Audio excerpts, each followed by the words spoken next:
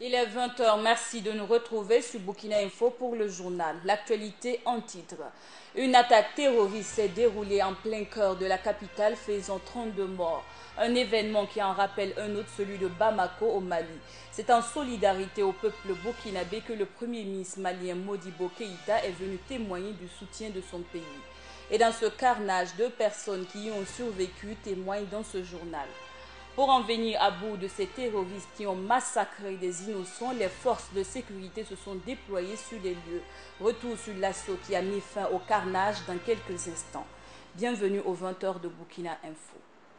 Après ce massacre organisé, le premier ministre malien Modibo Keïta est venu témoigner sa compassion. À sa sortie d'audience, la mutualisation des efforts pour lutter contre le terrorisme a été au cœur des échanges. Joël Zoundi. 48 heures après l'attaque djihadiste survenue à l'hôtel Splendide à Ouagadougou, le premier ministre du Mali, Modibo Keïta, est arrivé dans la capitale burkinabé ce dimanche 17 janvier. Il a été accueilli à sa descente d'avion par le premier ministre Paul Thiéba. Après un tête-à-tête dans le salon d'honneur de l'aéroport, il a confié être venu au nom du président malien, Ibrahim Boubacar Keïta, pour témoigner du soutien et de la compassion du peuple malien.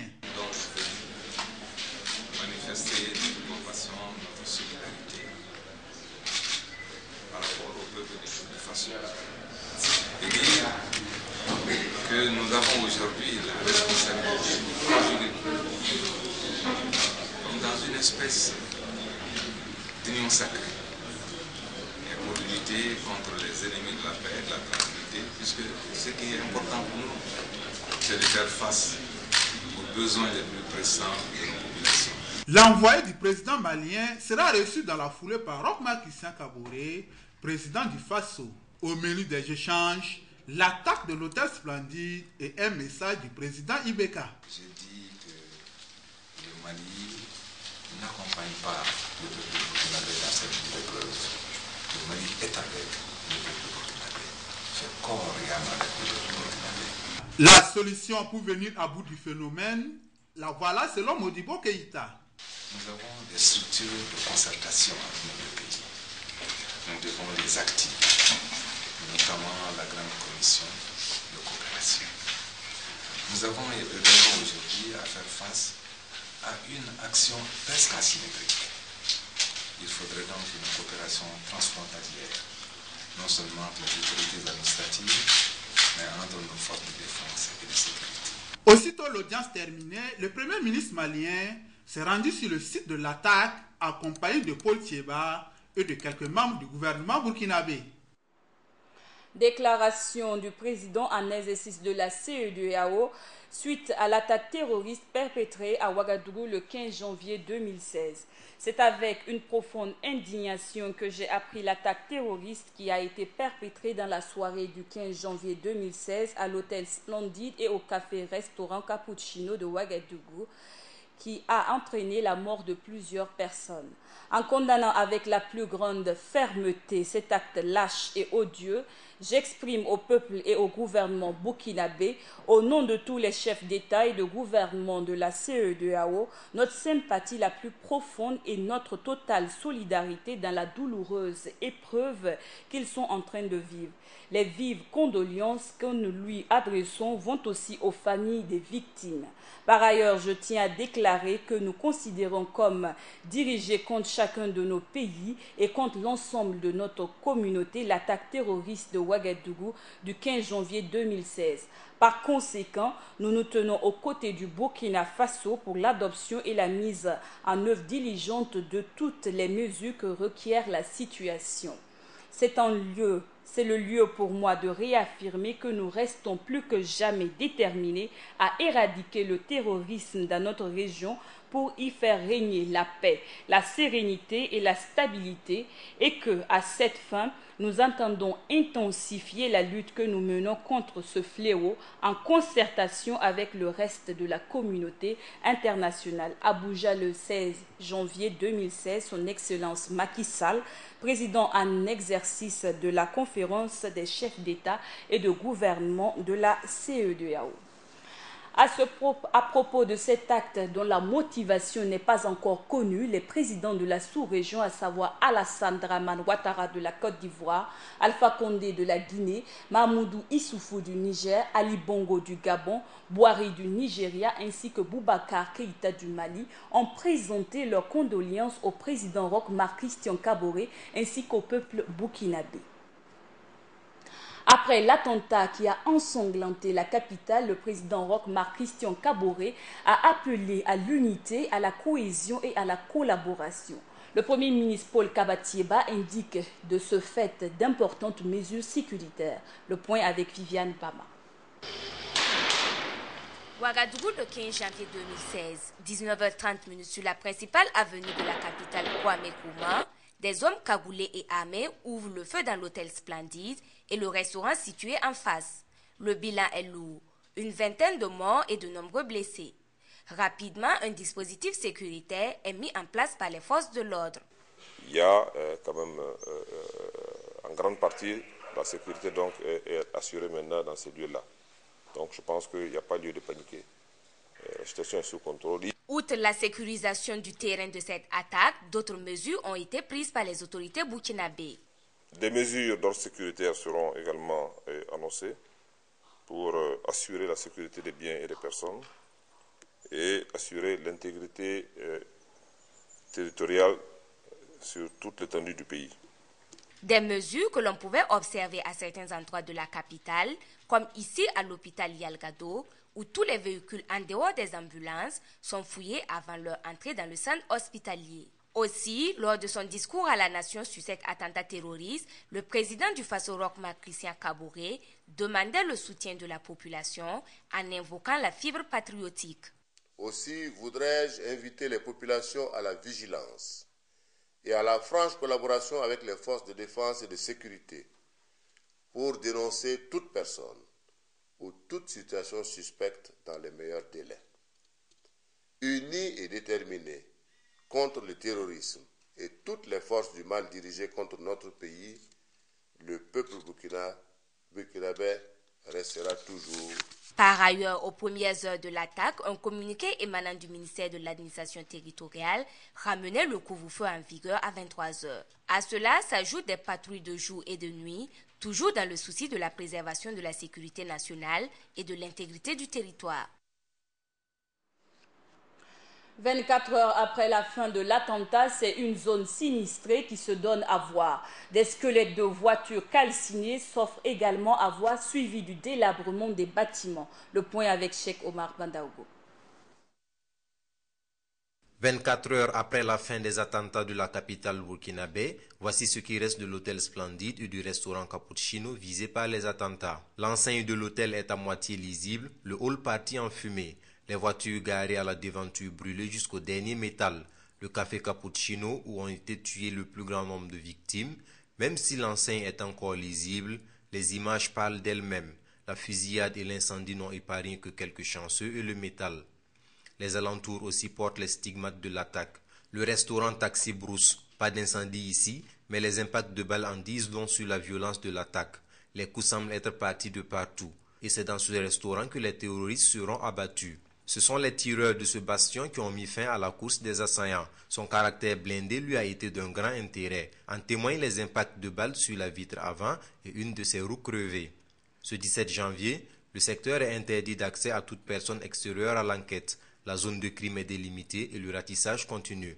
Les enquêteurs découvrent encore des grenades pendant les fouilles. Sur les lieux, le chef d'état-major général des armées et celui de la gendarmerie sont aux côtés des enquêteurs.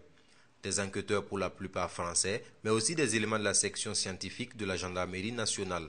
Derrière la barrière interdisant l'accès au périmètre, les commentaires vont bon train. Plusieurs sentiments sont exprimés. Les passants, eux, ne peuvent s'empêcher de satisfaire leur curiosité. La façade blanche, désormais noire de l'hôtel, attire l'attention, mais d'autres ont même fait le déplacement pour voir ce qui reste des lieux. 12h30, le premier ministre malien accompagné de son homologue burkinabé arrive sur les lieux. Le commandant de gendarmerie Evrard Somna donne des explications sur la manière dont l'assaut a été mené. Une brève visite des 3 lieux les plus touchés et le cortège repart, mais cette fois-ci en direction d'un autre hôtel de la ville. Si des personnes ont eu la vie sauve, d'autres en ont perdu la sienne. Beaucoup de rescapés de l'attaque témoignent et expriment leurs sentiments de désarroi et les circonstances dans lesquelles elles ont eu la vie sauve. Doumadjegel Rodrigue. Il fait partie des rescapés de la prise d'otage des djihadistes les 15 et 16 janvier dernier sur l'avenue Kwame Nkrumah de Ouagadougou. Vigile d'une société située à proximité du restaurant Cappuccino, il s'est retranché avec d'autres personnes vers la cuisine du restaurant. Il nous relate comment il est sorti vivant.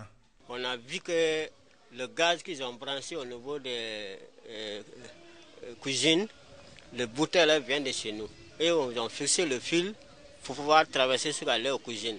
Et on vient ouvrir ça là-bas. Donc on a pensé, comme le Cappuccino a pris le feu, le cuisine là, si ça prend feu ajouté, le gaz là va nous brûler. C'est ça nous on a pensé. On dit les frères de là-bas, on descend le côté et il faut couper le gaz. Donc quand on a fait ça, ils ont mis le feu, le Cappuccino tout est pris feu. Donc c'est ça qui fait que nous on n'a pas atteint la mort. Sinon si le gaz était prend le feu et le bouteille est pété, c'était fini pour nous aussi. Là où on est là, c'est la même nuit. Pour cet employé d'un organisme international, c'est sous les véhicules stationnés devant l'hôtel qu'il s'est réfugié pendant l'attaque. Il s'en est sorti avec une légère blessure. Il faut dire que quand je me suis retrouvé sous le troisième véhicule, et ce troisième véhicule a commencé à prendre feu, c'est là, en fait, j'ai eu une blessure à ce niveau. Je pense que c'est les flammes qui m'ont brûlé au niveau du coude. C'est des blessures légères et ça avait commencé à brûler mes vêtements. Vous voyez, ça avait commencé à brûler mes vêtements et j'ai compris justement que si je restais, j'allais être prisonnier des flammes. Et c'est en ce moment que j'ai pris le risque de sortir. Il y a aussi mon véhicule qui est resté là-bas. Actuellement, je ne sais pas s'il a brûlé ou pas. En tout cas, il était sur la rangée des véhicules qui brûlaient. Heureux d'avoir échappé à l'action meurtrière des djihadistes, ces deux rescapés interpellent les autorités à mobiliser toutes les forces compétentes pour que de telles situations ne se répètent plus dans notre pays. Selon certaines rumeurs, les terroristes de l'attaque de l'hôtel Splendide et du restaurant Cappuccino auraient effectué leur prière de vendredi à la mosquée sunnite de Ouagadougou. Dans l'élément qui suit, Adama Nikiema, président de l'association islamique du Burkina, donne des éléments de réponse dans cet élément de Ibrahim Zongo. Des terroristes opérant sous la bannière de la religion musulmane ont perpétré une attaque sanglante dans la nuit du 15 au 16 janvier 2016 sur l'avenue Kwame Nkrumah à Ouagadougou. À ce sujet, le président de l'association islamique du Burkina, Adama Nikiema, est catégorique. Ces agissements sont contraires à la religion musulmane. On ne pensait pas qu'il y a un jour qu'on va trouver ça au Burkina. Mais Dieu fait ce qu'il veut. Donc c'est ça qui a fait que c'est arrivé. Mais nous continuons fermement à ces positions, à ces attaques-là. Parce que ces attaques barbares, c'est pas affaire de l'islam. L'islam ne fait pas ça. Les djihadistes, c'est pas comme ça. Ça, c'est les terroristes. Quant à la rumeur selon laquelle certains des assaillants auraient prié dans une mosquée de la ville de Ouagadougou avant de perpétrer cette attaque, Adama Nikiema se veut on ne peut plus clair. Dans les mosquées, il y a combien de personnes qui viennent là-bas?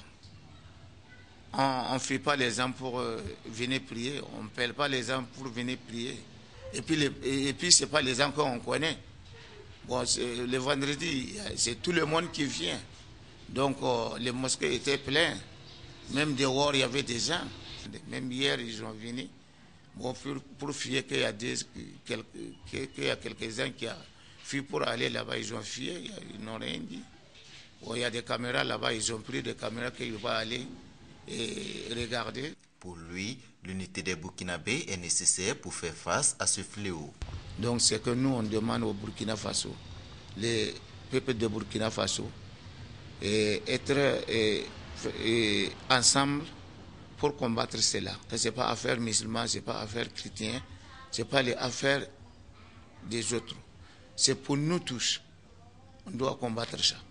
Il faut noter que cette attaque a fait 32 morts, dont 3 assaillants et une centaine de blessés, selon un bilan provisoire. 48 heures après l'attaque sanglante du vendredi, le ratissage continue selon Simon Compaoré, ministre en charge de la sécurité. Il indique que 129 hôtels ont été fouillés. Il indique également que les assaillants auraient prié dans une mosquée derrière l'hôtel, évoquant la possibilité que les djihadistes aient procédé à un ratissage des lieux avec des complices. Notons que dans le cadre de l'enquête, Moussa Ag-Ataher, porte-parole de l'ex-rébellion malienne du MNLA, a été longuement entendu hier. Notons que dans le cadre de l'enquête, 12 enquêteurs français, à savoir 6 gendarmes et 6 policiers, sont arrivés aujourd'hui au Burkina, selon une source diplomatique.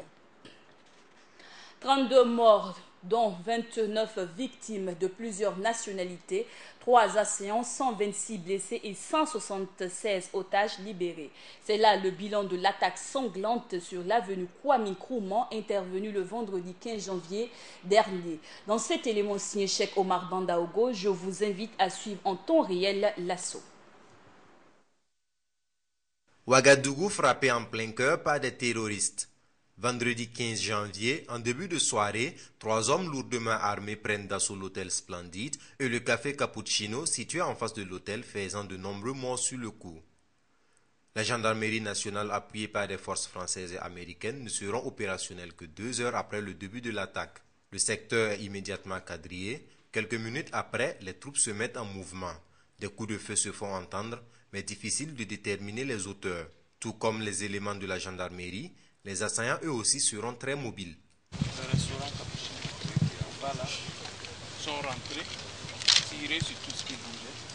Après ça, ils sont ressortis. Et c'est là qu'ils sont rentrés maintenant. Ils commencé à tirer sur tout ce qui bouge en montant les étages jusqu'au café. Là-dessus, ils sont redescendus. Ils se sont déportés maintenant à l'hôtel Yibi. Donc de l'hôtel Yibi, ils ont tiré sur nos hommes qui étaient postés au niveau de l'immeuble inachevé. De là-bas, ils sont revenus se poster à Taxi Brousse ici, le restaurant. Le restaurant qui est à droite ici. Et de là-bas, ils tirent sur l'hôtel. On a commencé l'assaut par l'hôtel. Donc dès que les hommes sont rentrés, à partir de cette position, ils tirent sur l'hôtel. Et l'assaut se poursuivra jusqu'au petit matin. Au lever du jour, les coups les plus violents et de fortes détonations se feront entendre. Aux environs de 8 heures du matin, l'on annonce la mort des 3 assaillants. Et c'est pendant que les hommes rentraient pour investiguer Yibi qu'ils se sont présentés. Donc, ils ont été abattus par les hommes qui étaient postés dans ce restaurant. Les 3 ont été abattus là-bas. L'assaut de la gendarmerie tire à sa fin. Les derniers coups de feu se feront entendre vers 11 heures, mais le nombre de djihadistes tués ne connaîtra pas de changement. Jusqu'à l'heure actuelle, c'est les 3 qu'on a abattus là. Ils étaient très mobiles. Le Burkina Faso vient donc de vivre l'attaque djihadiste la plus sanglante de son histoire. Le bilan est sans précédent. 29 victimes de plusieurs nationalités et 176 otages libérés. Bien avant le bain de sang de ce vendredi à l'hôtel Splendide et au restaurant Cappuccino revendiqué par le groupe AQMI Al-Qaïda au Maghreb islamique, les frontières du Burkina ont été témoins d'attaques. Le plus récent, celui de Tinakov. Auparavant, on notait celui d'Oursi et de Samorogouan, où les victimes étaient des forces de l'ordre. Le retour avec Doumadie Guel Rodrigue. Une fois de plus, le Burkina vient d'être le théâtre des attaques terroristes. Cette fois-ci, en plein cœur de la ville de Ouagadougou. Une attaque terroriste suivie de prises d'otages perpétrée à l'hôtel Splendide et le restaurant Cappuccino sur l'avenue Kwame Nkrumah dans la nuit du 15 au 16 janvier 2015. Revendiquée par le groupe islamique AQMI, cette attaque dresse un bilan provisoire d'une vingtaine de morts et une trentaine blessés. Elle a été dirigée selon certaines sources par une bande de 7 individus, en majorité jeunes. Quelques heures avant cette opération, c'est un groupe d'individus qui s'en était pris à une patrouille de la gendarmerie de Tinakov dans le nord du pays, faisant 2 morts et des blessés. On se rappelle qu'en début octobre 2015, une cinquantaine d'assaillants avaient ouvert le feu sur la gendarmerie de Samorogan dans l'ouest du Burkina aux environs de 4 heures du matin. Le bilan de cette opération faisait état de 3 morts du côté des forces de défense et de sécurité et 1 chez les assaillants. Et dans la nuit du 22 au 23 août 2015, la brigade territoriale de gendarmerie d'Oursi a fait l'objet d'une attaque perpétrée. L'attaque des terroristes dans cette localité a fait un mort parmi les gendarmes et la fille du commandant de brigade blessée. La première attaque est celle orchestrée par des individus armés à la mine de Tambao. Elle a abouti à l'enlèvement d'un expatrié roumain travaillant à la mine, d'un conducteur légèrement blessé, ainsi qu'un gendarme. Une situation qui démontre que le Burkina Faso n'est pas un État à l'abri des fous de Dieu. Il s'impose donc de s'inscrire dans une dynamique de renforcement de la sécurité intérieure du pays. Face à cette situation tragique qu'a vécu le Burkina, pour parler des questions de sécurité et pour parler de djihadisme, je reçois sur ce plateau M. Mensa Alain, expert en sécurité et alerte précoce, qui est à ma droite. Bonsoir et bienvenue sur ce plateau. Bonsoir. Également sur ce plateau avec moi et M. Mensa, le colonel Jean-Claude Bayala, militaire à la retraite. Jean-Pierre Bayala, militaire à la retraite. Bonsoir et bienvenue sur ce plateau. Bonsoir. Une attaque sanglante avec un bilan lourd. La première enregistrée au cœur de Ouagadougou. Votre sentiment à ce jour, Monsieur Mensa? En fait, c'est vrai que jusqu'ici, il n'y avait pas de menace qui planait sur le Burkina, mais seulement il faut toujours tenir compte de ce qui se passe à nos frontières. Il y avait déjà eu le Radisson Blu à Bamako, qui est d'ailleurs de la même configuration, bon, un peu plus grand quand même, mais ça ressemble quand même au Splendide. Et donc, bon, on vient juste aussi de parler d'une prise d'otage à la mine, une attaque aussi. Donc, déjà, quand même, il y avait ça couvait. Bon, évidemment, le terroriste est le seul qui a l'avantage, puisque c'est lui seul qui décide à quel moment frapper. Mais c'est vrai c'est la surprise. Mais en même temps, il y avait quand même des éléments qui disaient que ça pouvait quand même monter en intensité, quoi. Avant de revenir sur les éléments qui pouvaient mettre en doute, voire nous dire réellement qu'il y avait des opérations en préparation sur la ville de Ouagadougou, nous allons prendre également le sentiment de M. Bayala. Bien, merci.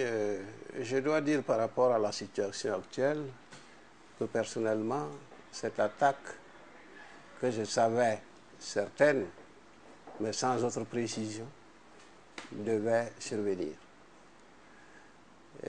Lorsque, en 2012, il m'a été demandé avec une équipe de mener une étude sur le nord du pays et le Sahel, en rapport avec la situation du Mali,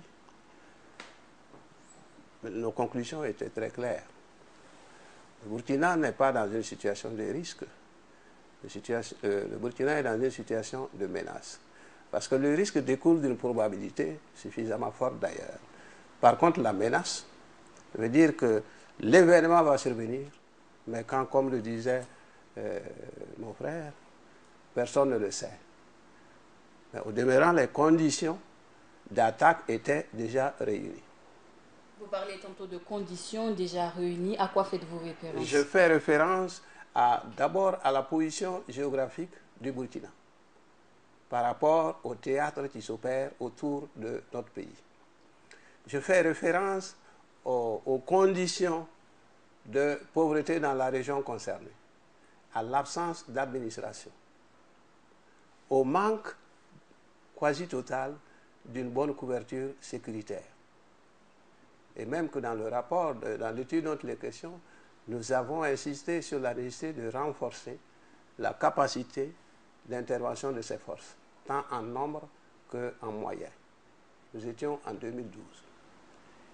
Et pour conclusion, en guise de conclusion, nous avons dit que le Burkina se trouvait dans les mêmes conditions que le Mali à la veille de l'attaque qui a été perpétrée. Cela veut dire quoi? Ça veut dire que le terreau était là. Il ne fallait que l'allumette qui allait embraser la situation du Burkina. Cela exigeait ipso facto des mesures sérieuses. À l'époque, pour ne pas abuser du temps, je voudrais dire que le ministre de la Sécurité a répliqué en disant qu'il a renforcé le dispositif au niveau du Nord et du Sahel. Personnellement, j'ai souri parce qu'il a dit qu'on a envoyé près de 1000 soldats. La frontière, déjà avec le Mali, fait plus de 1000 km. Le principe sécuritaire pour protéger un point sensible, c'est au moins le binôme, ça veut dire au moins 2 agents. Si vous faites un calcul rapide, vous trouverez qu'on aura couvert que 500 km et les 500 qui restent, qu'est-ce qu'on en fait au plan sécuritaire? À vous écouter, M. Bayala, il semble de vos déductions que le Burkina, voire l'ancien gouvernement, était sûr qu'une menace imminente sur le Burkina était déjà prévisible, mais qu'il n'a pas voulu prendre en compte ces différentes situations. Est-ce que le Burkina avait des raisons de sous-peser cette menace? Ou avait-il une idée, en gros, voir ce qui il pouvait espérer se protéger? Alors là, bon, je pense, de toute façon, comme a dit le colonel, nous sommes déjà dans la situation de menace depuis 3 ans. Deuxièmement, on a eu quand même ici, on a eu un changement de régime. Mais ça, c'est important parce qu'au niveau de la géopolitique, la géographie, même, bon, c'était un régime effectivement fort à l'époque, mais déjà il y avait des fissures. Maintenant, il y a changement de régime, donc nous avons une nouvelle république, mais le drame, c'est que la menace, elle est là, elle est continuelle. Monsieur Mensah, vous faites référence à des fissures. À quoi faites-vous référence réellement? Bon, vous voyez déjà, bon, il y a eu quand même, si on calcule depuis 3 mois, il y a eu quand même des attaques. Bon, là, on parle d'une prise d'otage il y a 2 jours. Moi, j'ai même été approché par une société de convoyage de fonds qui a été aussi attaquée. Je crois que c'est au niveau d'une mine d'or. Bon, je tairai le nom pour des raisons de confidentialité, mais il y a des... Aujourd'hui, nous sommes dans une situation où il faut renforcer, comme a dit le colonel, les mécanismes de sécurité. On n'est plus dans la prévention, c'est fini. On a été attaqué, on a été frappé, et le risque de récidive.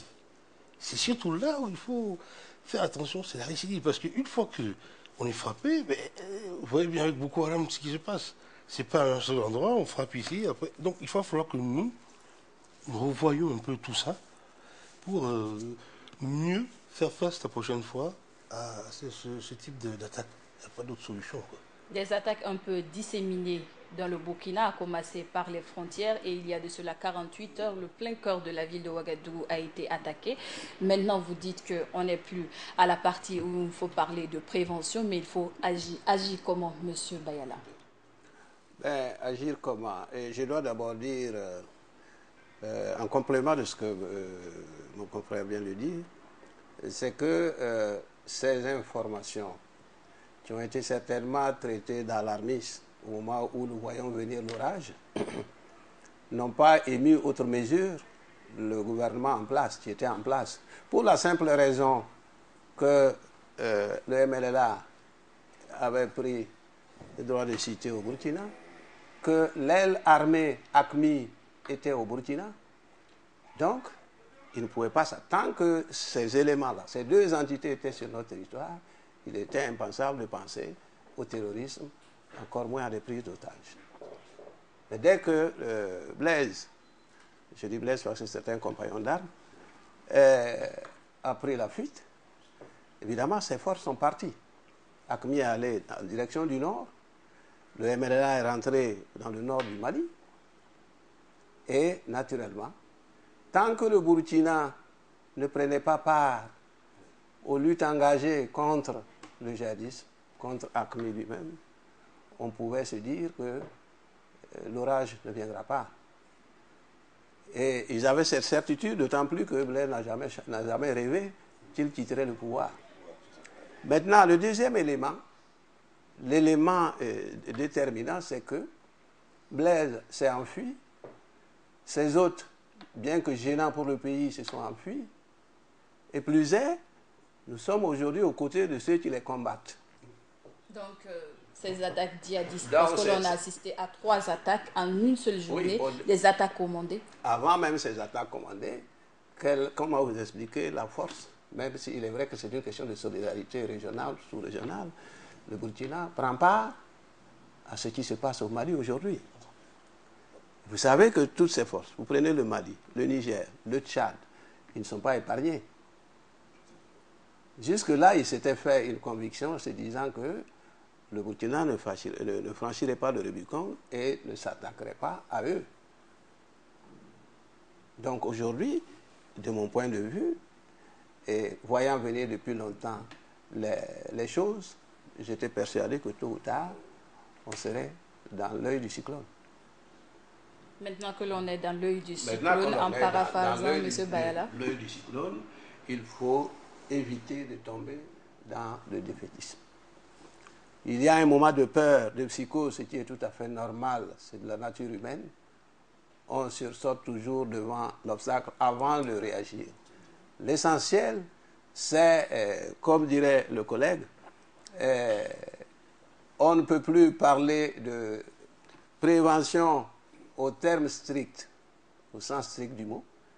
Mais cependant, il faut réagir et vite. Et dans cette réaction rapide, comme dit la sagesse italienne, il faut savoir aller lentement.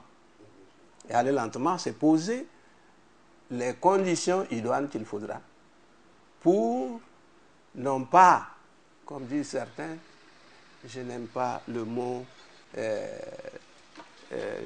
qu'on a l'habitude d'employer, éradiquer, mais moi je parle souvent d'endiguer.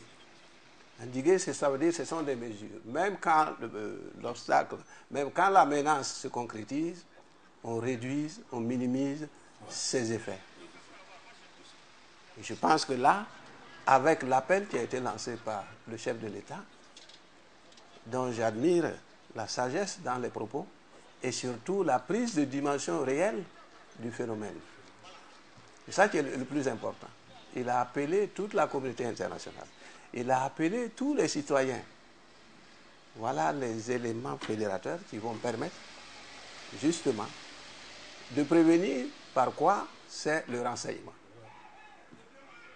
Avant de parler des mesures idoines pour mettre fin à ces mouvements transnationaux qui sévissent dans la région du G5 Sahel, Monsieur Mensa, dites-nous, qu'est-ce qui a permis la profusion de ces mouvements dans tous nos pays?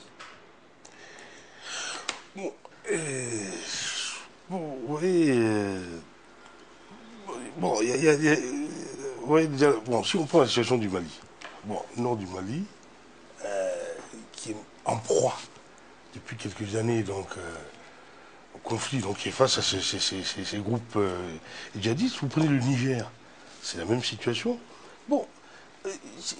En dessous, il y a toujours évidemment des revendications territoriales et les régions ne sont pas bien développées, donc mais au fond, à un moment donné, il faut s'asseoir et se dire on ne peut pas non plus laisser les gens continuer à procéder par la terreur. Ce n'est pas possible. Dans nos sociétés aujourd'hui, ce n'est pas possible. Donc, au-delà des problèmes politiques et des revendications je veux dire financières, mais il faut que les gens comprennent aussi que malheureusement, nous sommes obligés, surtout dans cette partie-là, nous sommes obligés de vivre ensemble. Donc le problème malien, et ça devient notre problème.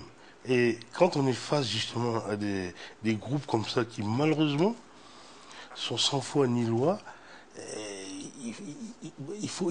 on n'a pas de choix que de lutter. Il faut lutter parce que si on ne peut pas non plus rester comme ça et puis se dire non, les choses vont se faire, mais c'est pas possible. Vous voyez là des gens qui vont... Vous sortez à Ouagadougou un samedi, un vendredi soir, et puis ça se passe comme ça. Oui, c'est pas possible, l'entendement humain. C'est pas possible. Comment arriver à lutter contre ces personnes qui se camouflent facilement dans la masse? Mais comme le colonel l'a dit, et d'ailleurs lui, j'ai déjà lu, c'est un aîné, donc il connaît très bien la question. En fait, il y a des mesures qu'il va falloir prendre, sécuritaire.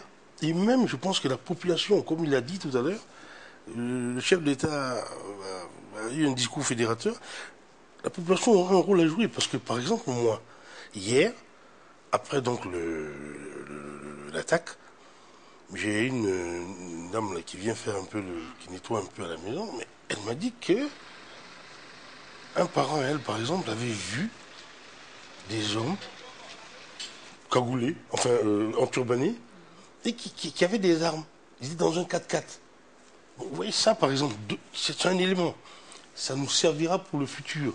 Parce que demain, si on arrive à ouvrir même des cellules de crise, ça peut être rapporté immédiatement. On peut commencer déjà à travailler sur la question. Par exemple, le colonel a mentionné le renseignement.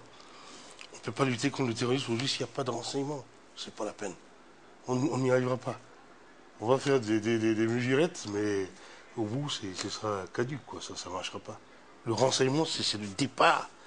Et puis après, on va ajuster les choses. Mais il faut du renseignement, il faut aussi interpeller la population. On ne peut plus permettre aussi, vous voyez, par exemple, nous avons des constructions des fois qui sont en bordure de route, on ne voit rien, il n'y a pas de caméra, la visibilité, et après, on ne peut pas travailler. La sécurité, il faut qu'on puisse même, comme on dit, le footing, quand vous voulez voir une vidéo, si c'est pas clair, on ne peut rien faire. On ne peut pas noter des matriculations, on ne peut pas noter les visages, ça apparaît. Tout ça, c'est important. Il va falloir donc à l'avenir qu'on revoie même certaines installations, malheureusement anarchiques, et qui, dans ces cas-là, défavorisent. C'est ça. Voilà. Moi, je pense, enfin, mon colonel, vous allez probablement. Voilà. Moi, ce que j'avais à dire, quoi. Outre ces mesures de dénonciation, voire de vidéosurveillance, est-ce qu'aujourd'hui, nos forces militaires ont la capacité de réagir? Je dois vous dire, et de façon franche, que nous n'avons pas cette capacité-là. Nous ne l'avons pas, et c'est pour diverses raisons. Moi qui vous parle, j'ai été le premier officier de ce pays formé pour lutter contre ce phénomène-là. J'ai commandé le fameux GIGN, le groupe d'intervention de la gendarmerie nationale. Et on sait comment ça s'est terminé. Lors du coup d'État contre le gouvernement de Seyzerbo, j'étais à la tête de cette unité lorsque j'ai été arrêté, interné. Et lorsque je suis sorti, l'unité avait purement et simplement été dissoute. Aujourd'hui, j'en parle avec amertume. Parce que si cette force-là avait résisté à l'ère du temps, aujourd'hui, on n'en serait pas là. Parce que le phénomène qui s'est produit a présenté un caractère complexe. J'étais au village, je ne suis rentré que ce matin, à 10 heures, et lorsque j'ai écouté les choses à la télé, lorsque j'ai écouté les choses à la radio et tout ça, j'ai compris que, outre l'effet de panique, il y avait le manque de formation conséquente et surtout l'équipement qui convenait à la situation. Donc quand on par moment dit oui, c'est la conséquence de la dissolution du RSP, je me porte en faux contre ces arguments, parce que je sais que ce régiment, tel qu'il était utilisé, n'était pas capable de combattre cette situation-là. Parce qu'ils avaient été utilisés au profit d'un seul homme, ils avaient de l'armement pour dissuader les autres forces armées, mais ils n'avaient pas les compétences techniques nécessaires. Aujourd'hui, il faut repenser rapidement notre système de sécurité.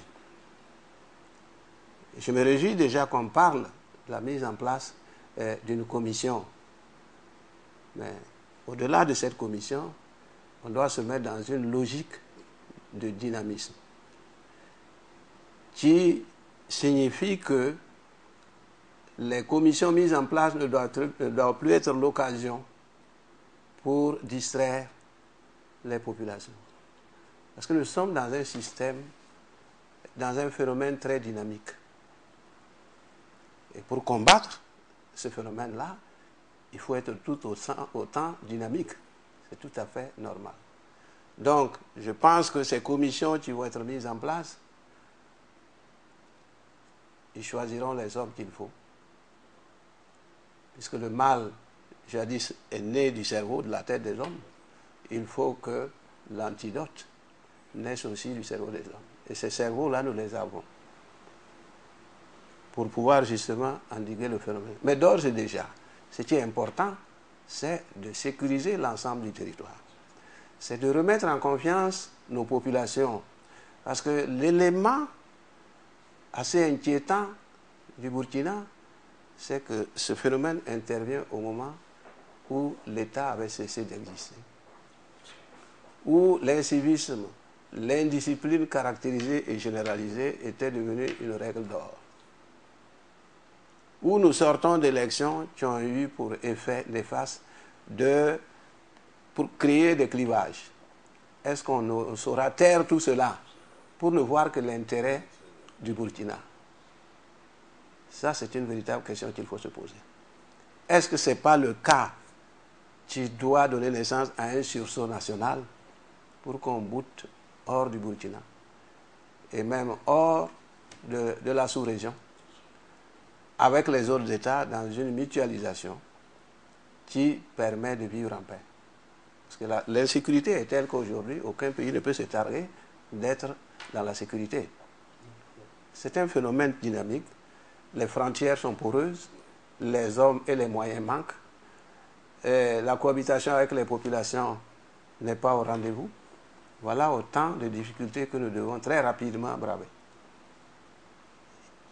Il faut noter que le gouvernement précédent avait essayé de mettre en place ce qu'on appelle la police de proximité.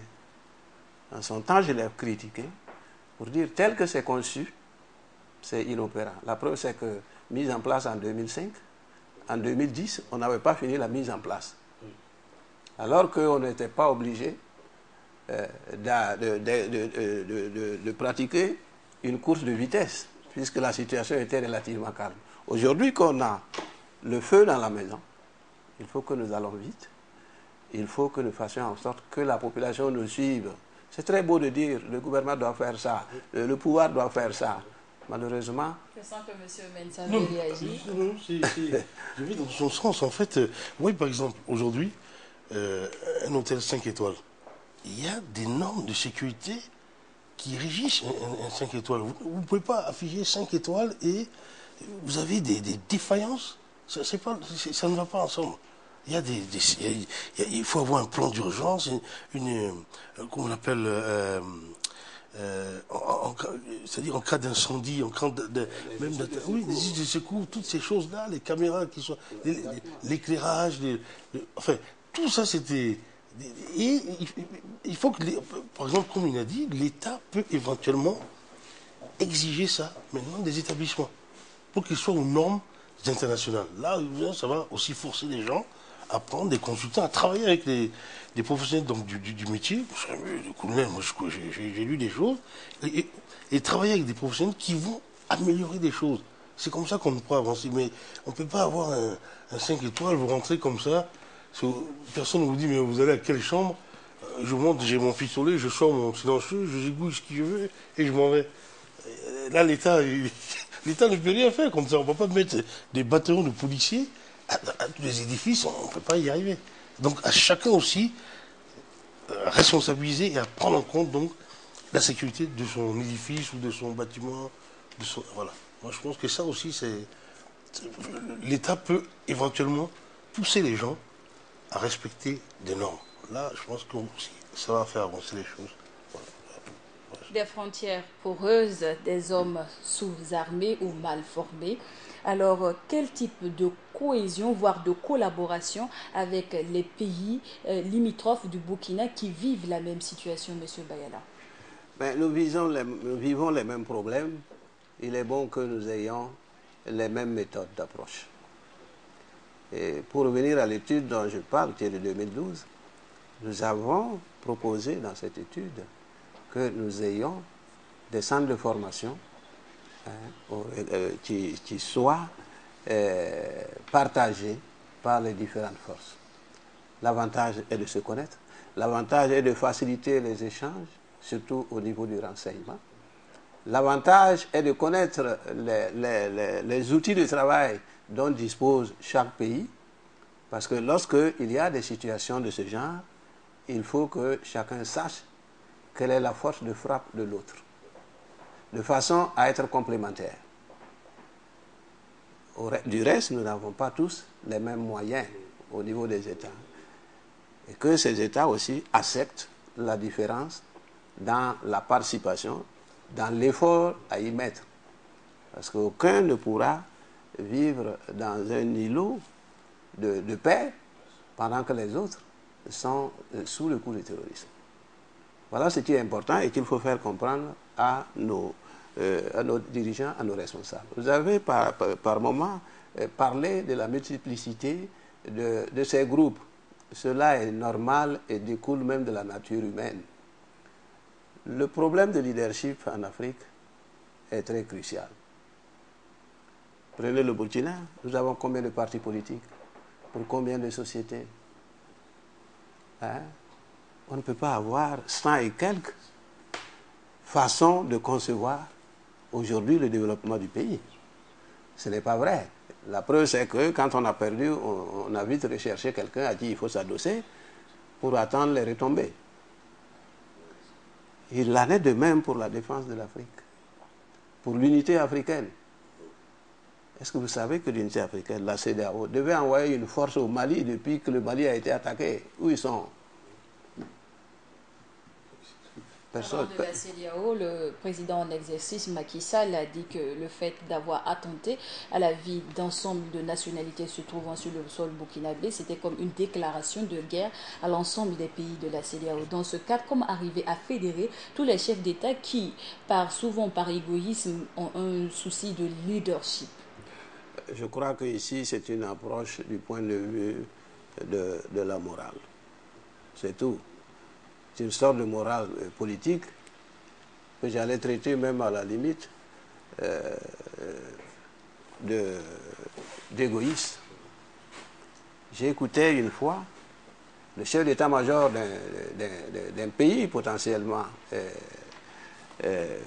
puissant donc en termes de richesse, qui demandait à son gouvernement: donnez-moi les moyens.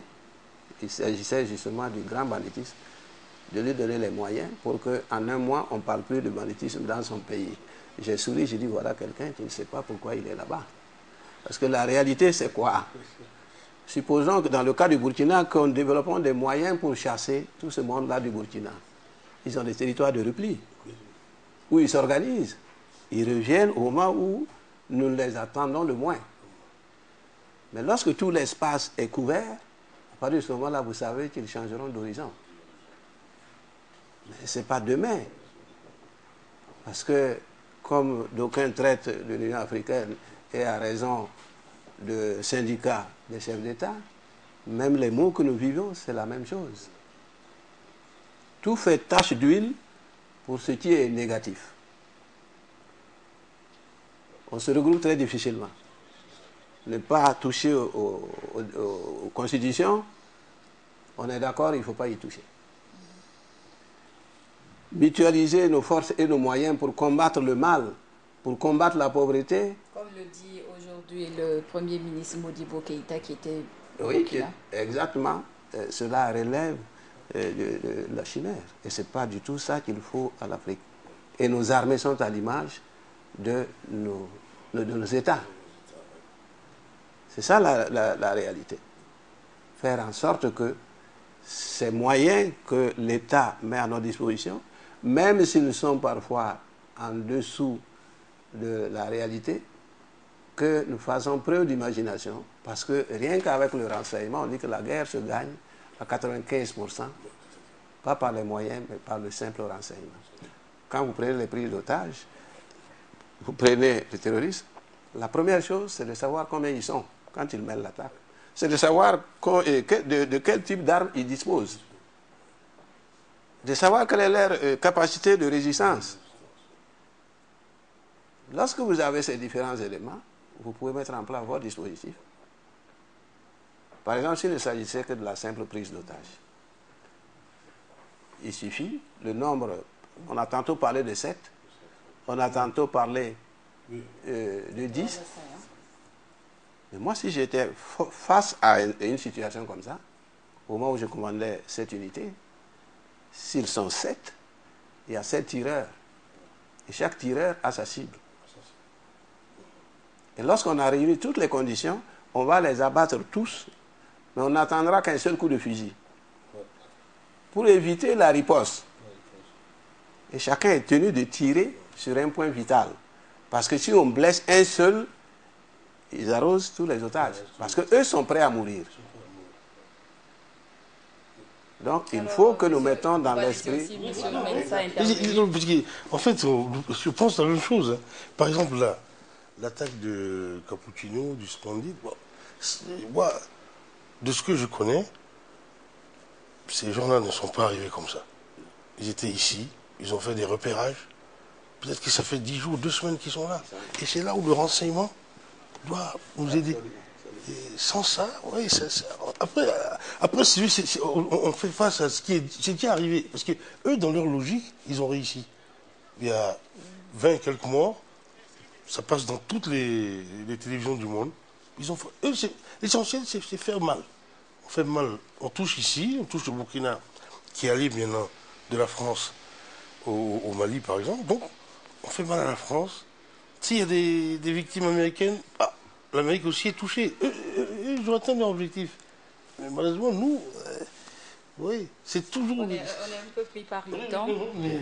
Mais une dernière question, j'aimerais que vous interveniez juste en quelques mots. Pour arriver à bout de ces djihadistes, il a fallu le soutien des forces spéciales françaises et le renseignement américain. Aujourd'hui, quel type de force il faut mutualiser avec les puissances étrangères?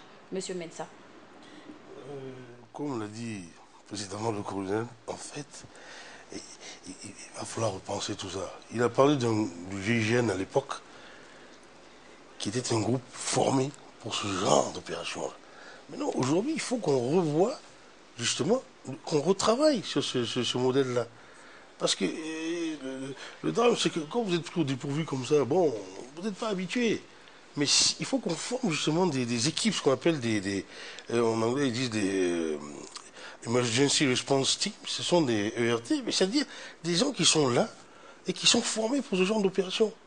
À partir d'un moment, et éventuellement après, comme il l'a dit aussi, on peut demander, selon la complexité ou la gravité, on peut demander l'aide des pays voisins ou même d'une... Mais déjà, nous-mêmes sur place, on doit avoir des groupes comme ça qui sont opérationnels et qui peuvent bouger, et des groupes d'intervention. Et c'était un peu ça, d'ailleurs, lui, enfin, à l'époque, c'était ça, son Du même avis que M. Mensah, M. Oui, je suis du même avis. Je dois dire que pour ce qui prévaut en ce moment, c'est rapidement mettre en place un dispositif qui rassure les populations, qui peut être dissuasif et qui devrait être même dissuasif à l'égard de ces opérations qui ont commencé. Et il ne faut pas dire qu'ils ont attaqué, ils ne reviendront pas. Ils peuvent nous prendre à l'usure et surgir à tout moment. Mais dès à présent, il faut que dans le système de défense sécuritaire, par exemple, de toutes nos grandes villes, il faut que tous ces hôtels, tous ces lieux de grand rassemblement soient identifiés par nos forces. Ils aient les plans, parce que dans une prise d'otages, il faut pouvoir exfiltrer les otages. Et si vous n'avez pas le plan de l'immeuble, si au moment des constructions, on n'a pas intégré l'avis technique qui est normalement obligatoire de la protection civile, en ce moment-là, il est urgent, il est impératif de revoir tous ces systèmes, parce qu'il suffit que les preneurs d'otages barrent la seule issue et personne ne sort. Or, ces issues secrètes ou pas, mais connues, permettent, pendant qu'on a identifié le local où sont les preneurs avec leurs otages, on peut par un couloir, par un passage discret, mais les surprendre. Et c'est pourquoi la raison de la négociation avec, par exemple, les preneurs d'otages. On les divertit, on tire leur attention sur ceux qui négocient, pendant que l'équipe qui doit tirer, ce n'est pas une armée. Par exemple, je vois les chars et voitures que nous déployons. À un moment donné, ça peut être même dangereux. Pour ceux qui interviennent, et même pour ces curieux-là qu'il faut d'abord savoir écarter. Donc, il faut développer une autre tactique militaire, voire une autre tactique d'intervention. Monsieur Mensah, le problème, c'est que si vous permettez, c'est que la tactique n'est pas militaire. Il s'agit de missions non plus classiques des armées. Ce n'est pas la guerre classique. C'est ce qu'on appelle, ce sont des guerres qui sont toutes spéciales, comme on l'a dit, et qu'on classe en termes de sécurité dans les missions nouvelles. Mais qu'il ne faut pas confier aux simples forces de sécurité, mais à l'armée en force de sa capacité de frappe et de son équipement. Voilà. Donc, ça veut dire que c'est une technique qu'il faut acquérir. Et le nombre est vraiment réduit. C'est une question d'efficacité, parce que le nombre même est encombrant dans ce genre de dispositions. Par exemple, en ce qui concerne le terrorisme lui-même, parce que chez nous, la situation a été rendue difficile par la complexité, terrorisme et prise d'otage. Dans la prise d'otage, il faut éviter les tirs. Il faut éviter quoi que ce soit. Tant qu'on n'a pas pris la décision finale de les descendre tous, et on sait en ce moment qu'on les descendra tous, il faut éviter les coups de feu. Mais dans le terrorisme, c'est un combat qui a carrément l'allure militaire. Et là, mais là aussi, le char en ville est inopérant. Vous avez parlé de mesures et je sens que M. Mensah veut intervenir sur ce que M. Bayela a dit. Alors, quel type de complément vous avez pour nous? C'est-à-dire, le drame aussi, malheureusement, c'est-à-dire en Afrique, on pense toujours que la sécurité, c'est l'affaire des militaires. C'est ce qui, malheureusement, nous trompe, mais c'est pas vrai. Oui, il a parlé tout à l'heure de groupes d'entraînement. Vous avez vu la dernière fois, bon, il y a eu l'attaque, les djihadistes qui ont opéré sur Paris, au Stade de France, le Bataclan. Bon, vous avez vu, mais qui a été dépêché? C'est un groupe d'intervention GIGN. L'armée vient après pour sécuriser les roues, en périmètre. Ça, il faut qu'on arrive à ça, c'est vers ça qu'il faut tendre. Des groupements formés par l'intervention opérationnelle et qui connaissent aussi les nouvelles techniques et qui sont aguerris aussi et ça demande aussi, c'est de la formation. Vous avez parlé, M. Bayela, tantôt du GIGN qui a été démantelé. Et récemment, il y a eu le RSP qui a été également démantelé parce qu'il était un peu instrumentalisé. Alors, comment arriver à garder ces mouvements dans leur vocation qui est la prévention dans ce genre de cas? L'harmonisation commence d'abord par la spécialisation de ceux qui auront en charge la mission de combattre ces nouveaux phénomènes.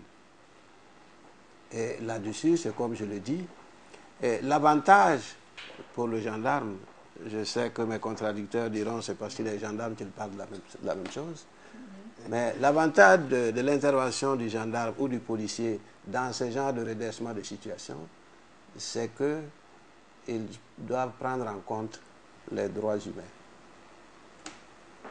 Le militaire, dans sa formation, dans même son formatage, j'allais dire, c'est pas péjoratif, croit chaque fois qu'il est devant une situation qu'il est en guerre. Il a tendance à vouloir utiliser les moyens de guerre. Une prise d'otage, le but c'est surtout de délivrer les otages. C'est faire en sorte aussi qu'on puisse prendre ces preneurs-là, parce qu'il faut que le droit aussi soit observé, que la justice soit faite. C'est pourquoi il faut former des équipes spécialisées et qui prennent en compte tous ces éléments-là, parce que vous voyez, le problème c'est quoi? Pourquoi on n'arrive pas à corriger certains grands bandits, certains grands voleurs? Parce que les pratiques que nous avons créent un phénomène de rejet de l'individu. Il se sent marginalisé et ça crée un sentiment de révolte. Et face à ça, il devient une bête. C'est l'agressivité, c'est les récidives, et c'est ça. Donc, pour ma part, je reste convaincu qu'il nous faut rapidement revoir ces équipes-là, soit par une mise en place rapide, soit aller vers le perfectionnement, une véritable spécialisation de ces hommes-là. En même temps, et j'insiste sur une communication, sur une vie en symbiose des populations et des différents acteurs sur le terrain. C'est pourquoi il faut revoir rapidement le concept de la police de proximité qui associe les populations. Mais il ne faut pas commettre l'erreur, comme on l'a fait en ce moment, de désigner des gens nomades dans des quartiers ou dans des villages qui assument cette tâche. Parce que le renseignement doit se faire sous le sceau de l'anonymat. Si on connaît qui livre le renseignement, c'est un problème pour celui qui le livre. Lui-même devient, vous le mettez en insécurité. Alors, donc il faut rapidement revoir tous ces schémas-là. Le Burkina est suffisamment pauvre, mais a des hommes courageux. Et mettre tout le monde dans cette optique-là, dans cette dynamique-là, pour que l'on puisse, avec le peu d'armes qu'on a, en intégrant la donne de la mutualisation et de la solidarité sous-régionale ou internationale, pour mettre à mal ces acteurs. Il parlait de formation. La dernière fois, j'étais en ville. J'étais à un feu rouge. Bon, j'ai vu un convoi. J'ai compris que c'était un convoi. Il y avait une compagnie aérienne qu'on acheminait vers l'aéroport de Ouagadougou. Je pense qu'ils avaient un vol. Alors, il y avait le convoi. Vous comprenez, je connais le voie même certifié. Vous êtes en convoi. Alors, je me rends compte à un moment donné que le fourgon, la navette qui contient donc l'équipage est derrière. Et il y a un véhicule de sécurité qui est devant, avec 2 hommes à bord. Bon, je ne sais même pas s'ils sont armés ou pas. Et le monsieur, donc il y avait un conducteur, et le côté passager, il avait tendance à baisser la vitre et à regarder comme ça pour voir. Mais c'est pas un convoi. Vous êtes le convoi est derrière, vous êtes devant. Comment vous pouvez. Ça s'invente pas, ça s'apprend. Et si vous procédez comme ça, un jour, des gens qui sont face à des gens comme ça, là, formés parce qu'ils sont formés, ces djihadistes là, il ne faut pas croire qu'ils viennent comme ça, ils sont formés. Des gens aguerris comme ça aux techniques, mais c'est la pétarade, c'est fini. On appelle aujourd'hui la population à contribution. Alors, de quelle manière la population peut contribuer à aider les forces de l'ordre dans la lutte contre le terrorisme?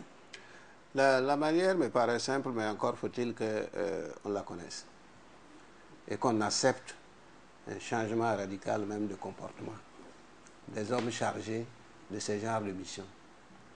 Ils doivent, de par leur comportement, attirer vers eux les civils, les populations. Que spontanément on vienne vers eux pour dire attention, je viens de voir un individu dans un bar ou rôder autour d'un temple ou d'une mosquée, son allure me paraît suspecte. Il semble, je n'étais pas à Ouaga, je ne m'aventure pas, mais j'ai ouï dire qu'une dame a pu dire que, il semble que les djihadistes là, ils ont participé à une prière. Oui, tout à fait. Ils ont participé à une prière avant de venir. Et une dame, selon ce que j'ai appris aujourd'hui, il y avait une dame qui n'était pas loin de 2 ou 3 et qui s'était rendu compte qu'il ne connaissait pas la prière. Il ne semblait pas non plus fréquent en ces lieux-là. Vous voyez, tous ces éléments-là doivent susciter l'attention des populations. Et sur quel genre de critères on doit former la population? C'est une question d'information eux-mêmes d'abord. C'est une question d'éducation.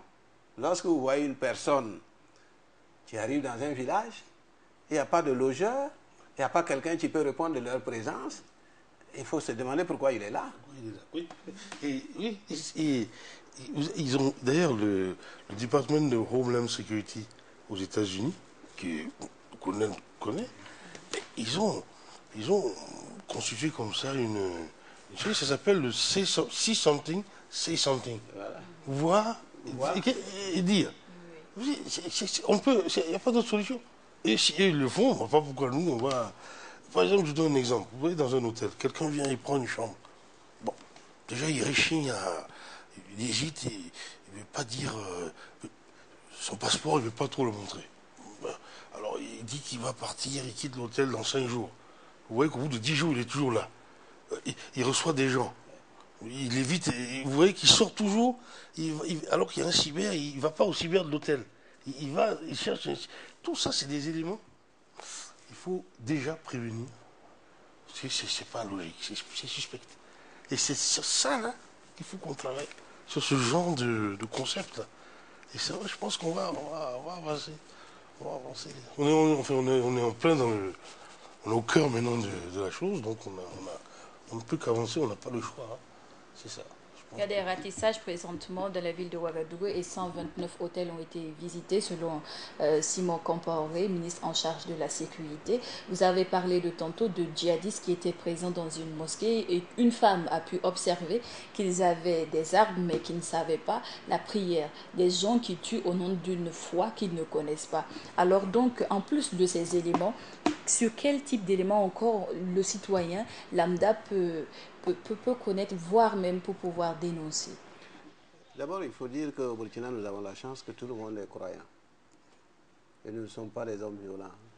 Et Dieu même nous a toujours manifesté toutes ses grâces pendant les moments difficiles que nous avons connus. Cela est une force. Déjà dans les églises, il faut que les gens prennent conscience. Dans les mosquées, il faut que les gens prennent conscience. Dans la tradition, il faut que les gens en prennent conscience et qu'on leur parle de cette nouvelle manifestation de la violence, de cette barbarie-là, qui tient à établir un ordre nouveau, nous ne savons pas lequel, parce que si il est vrai qu'ils défendent Dieu, ils finiront par tuer le monde entier. Ça aussi c'est clair. Hein? Parce que selon leur foi à eux, Dieu ne peut pas se défendre. Lui qui est tout puissant. Je crois que d'abord c'est un élément positif au niveau de toutes ces assemblées-là. Hein? Prêcher non seulement la non-violence, mais surtout les inciter à porter l'information à qui de droit de tout comportement qui semble hétéroclite, de la présence de quelqu'un qui fait des va-et-vient et qu'on ne connaît pas. Alors, il y a d'abord tous ces éléments, c'est-à-dire adopter un nouveau comportement dans nos rapports entre nous-mêmes et entre les personnes qui semblent inconnues. Obliger les hôtels. Vous savez que dans les hôtels, il y a des fiches et autres à remplir. Les forces de sécurité doivent pouvoir passer chaque jour, chaque moment, pour savoir s'il n'y a pas de personnes étrangères et quelles sont les raisons pour lesquelles ces personnes sont là. Oui. Quelle est la durée du séjour? Tout à fait. Tous ces éléments-là, mis ensemble, doivent nous conduire vers un repérage systématique des gens qui paraissent suspects. D'accord. Merci beaucoup à vous, Monsieur Jean-Pierre Bayala, militaire à la retraite qui est à ma gauche, d'être venu sur ce plateau pour parler de ces questions sécuritaires. Merci également à vous, Monsieur Mensa Alain, expert en sécurité et alerte précoce. C'est avec ces interventions, mais nous continuons toujours parce qu'il y a un communiqué qui vient juste d'arriver. Suite au drame caractérisé par l'attaque odieuse et barbare des djihadistes d'Al-Qaïda au Maghreb islamique qu'a connu le peuple burkinabé, le vendredi 15 janvier 2016, des citoyens mus par une colère bien compréhensible s'en prennent à des personnes porteuses de barbes fournies, enturbanées ou voilées, de peau claire ou noire. Le gouvernement appelle les populations courageuses au calme et à la retenue.